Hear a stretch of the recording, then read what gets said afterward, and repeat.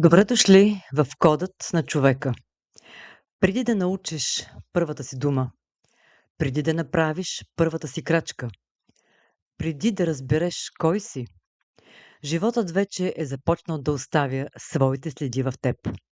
Всяка дума, която си чул, всеки поглед, всяка прегръдка, всяко мълчание, всяка болка, всяка радост, всичко това тихо е започнало да изгражда един невидим вътрешен свят. Ние вярваме, че сами пишем историята на своя живот. Но дали винаги е така? Защо избираме определени хора? Защо повтаряме едни и същи грешки?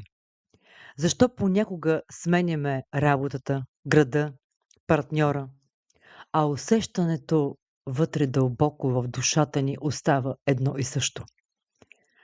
Може би защото не живеем само според това, което виждаме. Всеки човек носи в себе си един невидим код. Код от убеждения, от преживявания, код от страхове, от надежди, код от любов. Код, който може би ни дава сила или пък ни държи в плен.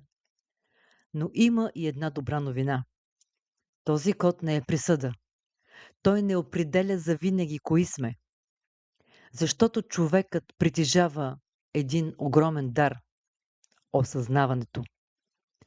А когато осъзнаеш един модел, той вече губи властта си над теб. Тогава се появява изборът, а с него и свободата. Това няма да бъде канал с готови рецепти. Няма да ти казвам как да живееш. Няма да ти обещавам мигновенна промяна. Ще направим нещо много по-ценно. Ще си задаваме въпросите, които рядко си позволяваме да си зададем. Ще търсим причините, преди да търсим решенията. Ще изследваме невидимите модели, които оформят живота ни. Защото истинската промяна не започва отвън. Тя започва в мига, в който човек започне да разбира себе си. Всеки епизод е покана. Да спреш, да се вслушаш, да погледнеш навътре, да откриеш онова, което винаги е било част от теб. Но може би никога не си забелязвал. Може би няма да намерим всички отговори, но ще започнем да си задаваме правилните въпроси. А понякога и един правилен въпрос е начало на един нов живот. Добре дошли в кодът на човека.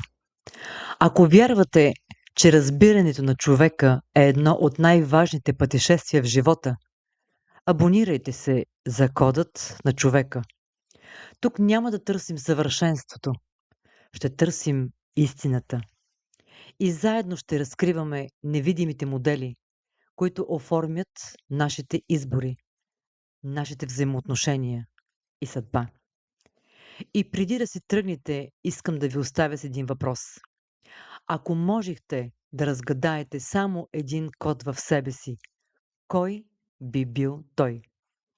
Напишете го, ако желаете, в коментарите. Може би именно с този въпрос започва вашата собствена промяна. Всеки човек носи в себе си един невидим код, а може би доста, много.